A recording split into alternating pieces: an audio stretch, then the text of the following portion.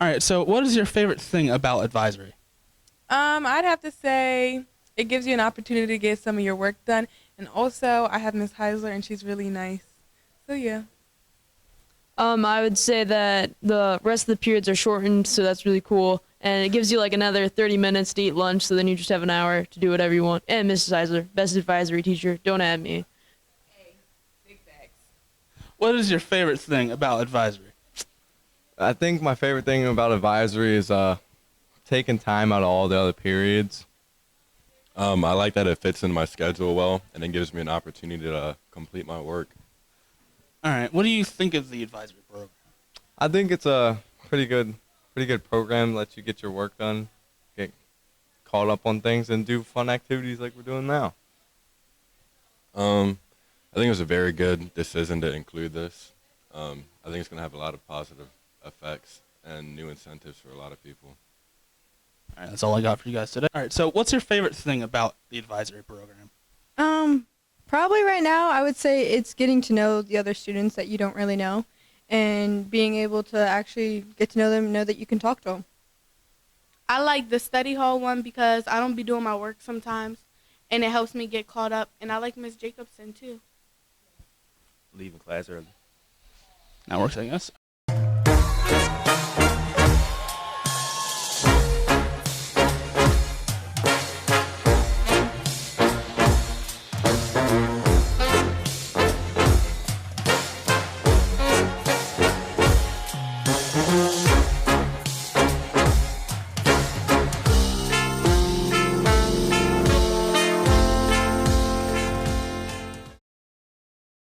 What'd you think of the advisory family meeting? I thought it was really fun. You know, it was a great way to see who's doing good in the community, and yeah, it was a lot of fun.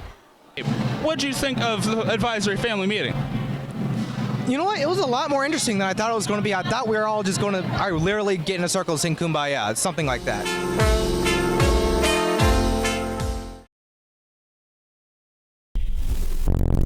It's cultures and cuisine time. Okay. Cooking and Cuisines is a cooking class where students collaborate and explore different types of cultures and countries, as well as learning how food is processed in the human body, as well as the geography and natural resources of the country of study. This class is taught by the wonderful Mrs. Humphreys and is a very interesting class that will push your cooking skills. If you're interested, please go to guidance for more information on the class or talk to Miss Humphreys. Okay, let's get cooking.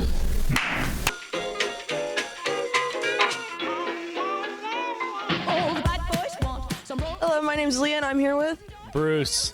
Okay, Bruce, so what are you guys doing today? Today we are making Chinese food. Okay, like what type of dish, specifically? We have 3 different dishes that we're making today. So we're doing crab rangoon, egg rolls, and pot stickers. What makes cooking so special?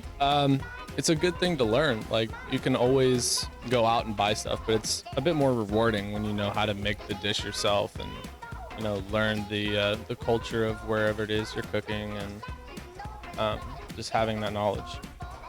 Girls definitely like a guy that can cook. So, Angelo, what's your favorite part about this class? Making food and eating it. Sounds great. What dish are you all making right now? Egg rolls. Homemade egg rolls.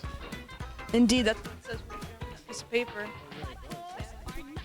Facts. That's what we're about. What's your favorite color? Orange. That's right. Carrots. Great. Orange. Okay, Michael, so what are you guys making today? Pot stickers. Pot stickers? Elaborate. There's gonna be beef and chicken in it. So if you ever had like Japanese or Chinese food, pot stickers is the stuff that you steam, and it kind of looks like a little. It's not food, but it looks like a slug, like wrapped. I don't know how to explain. Like a dumpling? Yeah, like a dumpling. That's better. Yeah. Dumplings, sort of amazing.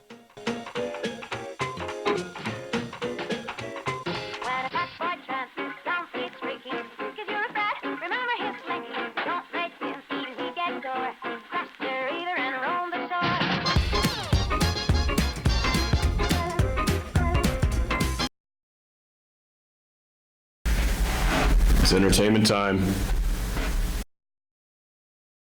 Guys, it's good. Welcome to entertainment. This week, Apple has decided to add cream cheese to their bagel emoji because who doesn't like cream cheese on their bagel emoji? If you like your bagels plain, you're one of those guys, all right? Halloween 2018 came into theaters last Friday. It was pretty good. It has like a 70-some on Rotten Tomatoes. That's pretty good. I saw it myself. I loved it because I just love slasher movies. Michael Myers is back. Who else may come back? We don't know.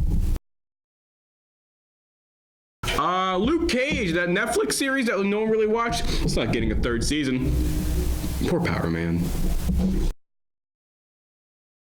There was a championship for Tetris on Sunday, and this one guy's been winning championships for years. Got beat by some poor 16-year-old kid. Entertainment!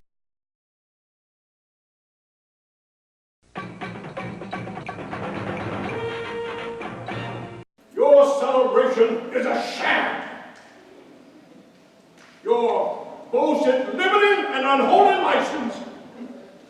Your national greatness, swelling vanity. Your sound of rejoicing are empty and heartless. Your denunciation of tyrants, brass, frantic impudence. Your shouts of liberty and equality, hollow mockery.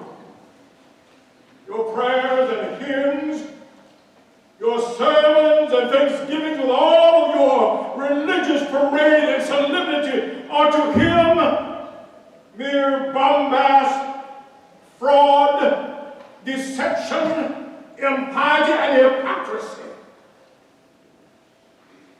A thin veil to cover up crimes which would disgrace a nation of savages. There is not a nation on earth guilty of practices more shocking and bloody than are the people of the United States of America at this very hour. Hello, everyone. I am here with the actor Frederick Douglass. What is your name, sir? Bill Grimmett. Okay. How long have you been doing this? Oh, I've been doing Frederick Douglass now for about 20 years. I've been doing the Chautauqua, the living history characterization, for about 30 years, yeah. That's a long time. Why do you think this is so important to perform as Frederick Douglass? Well, Frederick Douglass was key to the development of the United States of America from the time the Constitution was written. I have the introducer say that this Constitution was written in 31 years before Frederick Douglass was born. But nobody knew what it meant. Nobody knew how to activate it. You know, they put out a vision statement, said this is what we're supposed to be, but somebody's got to tell us what it is. Now, he first 20 years of his life, he was a slave. But then he escaped and he said, wait a minute, what you guys are saying about the Constitution is not right. Look at what is written there. And so his whole life was spent trying to tell us who we were supposed to be.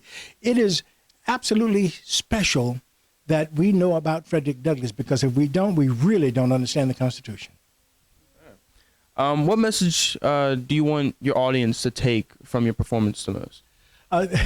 The one that I didn't really get to say, and that I rarely get to say in these kinds of performances, and that is that we spend a lot of time talking about the Bill of Rights and what individual rights the Constitution gave us. But what we failed to talk about is that the preamble to the Constitution gave us the individual responsibilities, the things that we should be working towards in order to earn those rights. Those rights are not just given to you for free. You got to build a country around it. And if you're not really focused on the preamble, the vision statement, then you don't have those rights. That's what I want people to understand. And I'm glad you asked me that question, because in the next performance I'm going to give, I'm going to say that. And final question, out of all of Frederick Douglass's experiences, which one do you think was the most impactful to him? That's a fascinating question, because just going back over it, I think his time as a slave in Baltimore probably is the most impactful time, because it gave him, it showed him where his humanity came from. You can't learn how to be a human being unless you study the literature that talks about what makes people human. And without his learning to read, that was one major feature. And he had a lot of major features, but by being able to get his hands on some very specific literature, including the Bible, but other than the Bible, right? Then putting all that together, it allowed him to think. And then that's what allowed him to be able to assess what it meant to be a slave and what it meant to be free. So it was in that era in Baltimore when he's in his formative years, and I don't mean formative years like in the first stages of life, but in those where you're formulating your personality and your character. Right in there in Baltimore is where he decided that I know who I want to be. Yeah. Thank you for your time and great performance out there. Well, thank you so much.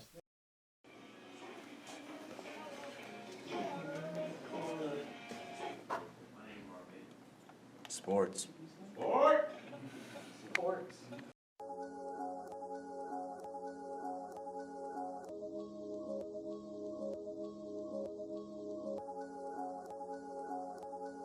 Welcome to this week's Sports Recap. I'm Robert Portillo. Starting off in baseball news, the World Series is set and in motion. The Boston Red Sox are taking on the Los Angeles Dodgers, with the Red Sox taking home the first 2 games.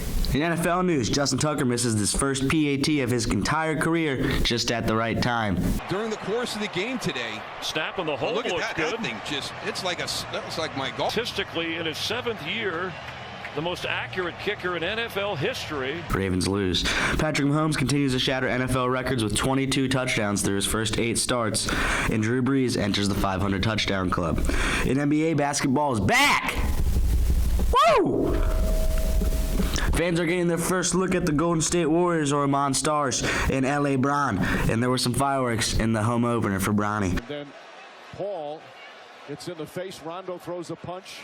Paul throws a punch. Ingram comes in here. He throws a punch. In college football, Ohio State falls to Purdue, sure to shake up the AP pool rankings. And Central Coast Mariners, I guess they're a soccer team somewhere, they offered Usain Bolt a contract, the really fast guy. He doesn't play soccer, he runs. They offered him $150,000. He asked for $3 million. I'm sure a deal will be made. That was this week's Sports Recap. I'm Robert Portillo.